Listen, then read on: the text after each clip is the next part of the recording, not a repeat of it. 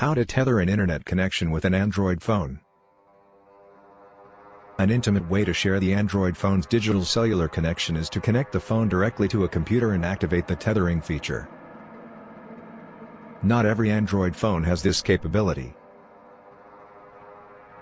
Tethering is a solid way to provide internet access to another gizmo, such as a laptop or a desktop computer.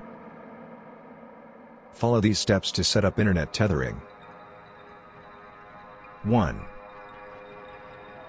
Connect the phone to a computer or laptop by using the USB cable. The best success with this operation is when the computer is a PC running Windows. 2. Open the Settings app. 3. Choose More, and then choose Tethering app, Mobile Hotspot. 4.